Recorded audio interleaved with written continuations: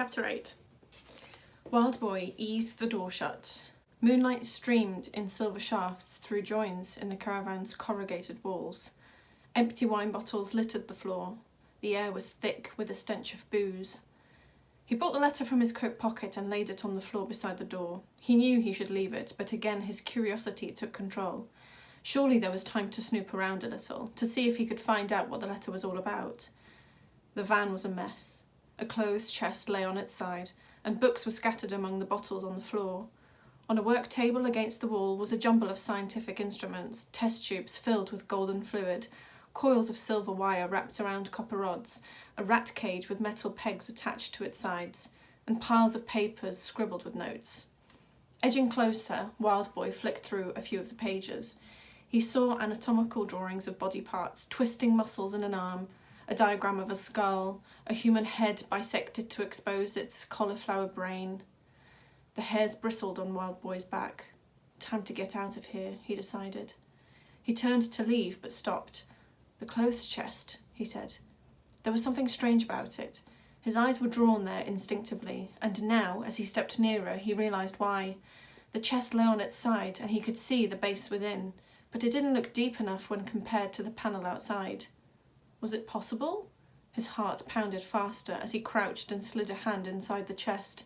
He groped the base until, click, one of the wooden panels hinged open.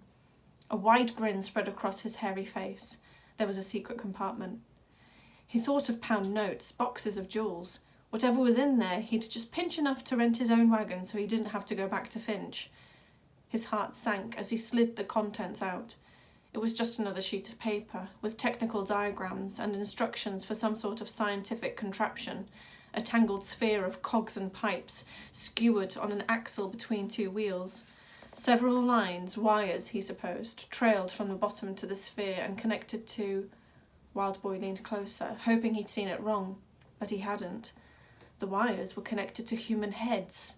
They seemed to go into the heads. Thud! He jumped in fright, dropping the paper. Outside, something had crashed against the wall. Thud! Thud! Wild Boy stood very still, trying to listen over the manic thumping of his heart. He heard boots trudge through the mud. He crept to the wall and peered through one of the joins in the metal. He couldn't see much, but there was no mistaking the crooked figure of Professor Henry Wollstonecraft, with his blood-blistered nose and shaded spectacles. The old scientist leaned against the opposite van. His golden ring glinted in the moonlight as he drank from a bottle of wine, spilling half of its contents over his crumpled suit. Old soak, Wild Boy thought, letting himself relax. With the professor so drunk, he could easily sneak from the van unseen. But then he heard something else. "Henry," a voice said. He shot to another crack in the wall. Outside, a shadow stretched long and monstrous across the mud. It was the hooded man. Wild Boy shifted to another crack. He still couldn't see the face under the hood. He couldn't see anything under that tattered leather cloak. The man moved fast, but with strange, awkward strides, loping and unbalanced, like a wounded creature. His voice was deep and vicious. "I have come, Henry," he said. Before the professor could reply, the hooded man attacked. A gloved hand shot from under the coat. It grabbed the scientist by the neck and slammed him against the van. Finally, Wild Boy saw beneath the hood, and he had to bite his lip to stop himself from crying out. It wasn't a human that he saw, but a mask. It was one of the carnival masks that were sold around the fairgrounds. A white porcelain doll face, eerily featureless except for a long hooked nose, like a bird's beak, that protruded from the centre. Those masks had given Wild Boy the creeps ever since he heard they were modelled on costumes worn by plague doctors centuries ago. Masks of death, some of the showmen called them.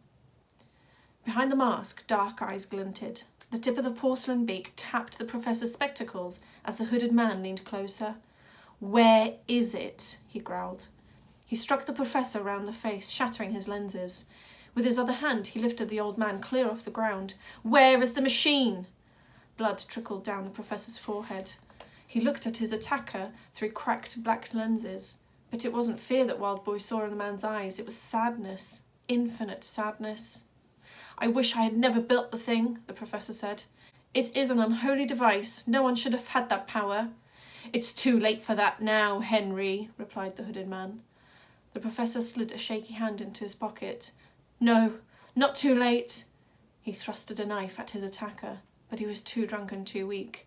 The hooded man twisted his hand and rammed the blade into the professor's stomach. Wildboy reeled back in shock. He bashed against the workbench and a copper rod rolled from the surface. "No!" he gasped. The clatter of the rod echoed around the caravan. Slowly he appeared again through the wall. The hooded man was gone. He moved to another crack, then another. Where was he? Where was he? The door handle turned. Wildboy edged back, groping for anything to use as a weapon. His hand landed on one of the jars from the work table. He held it closer, saw golden liquid bubble inside. The van door creaked open and moonlight trickled through. The hooded man appeared in the doorway, a ragged silhouette with a white-beaked face. "Is that you, boy?" he said. "Are you in here?" The jar trembled in Wildboy's hands. "Fight," he urged himself. "Fight while you still can." He sprung up and hurled the liquid. It splashed over the mask, and the man stepped back in shock. Seizing his chance, Wildboy burst past him and hurled himself through the door. He tumbled down the caravan steps and crawled to where Professor Wollstonecraft lay curled in the mud. The old scientist's shirt was torn and sopping with blood. Sliding even closer, Wildboy pressed desperately on the wounds. Blood soaked the hair on his hands as he pressed even harder, crying out, "Professor, wake up, please!" But Professor Wollstonecraft was dead. "Boy," a voice said. The hooded man emerged from the caravan. Wildboy broke into a staggering run. He had to get help, had to tell someone what had happened. Barely thinking, he pelted past the circus pay box and into the big top. "Murder!" he cried. "There's been a murder!" The clowns in the ring stopped tumbling and stared. The audience in their seats stopped cheering and stared. High above, Clarissa Everett stood on her tightrope and stared. Wildboy stumbled forward, breathless with fear. Professor Wollstonecraft's blood dripped from his hands and stained the sawdust. He couldn't stop shaking. He tried to speak, but the words didn't come out properly. "There's murder!" The tent dissolved into chaos. The scaffold shuddered and screams rang out as the audience fled their seats, terrified by this creature covered in blood. "It's a bear," someone said. "Is it rabid? Is it rabid?"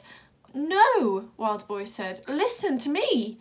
Someone shoved him away and he tripped up and fell into the sawdust. "Everyone get back!" a voice roared.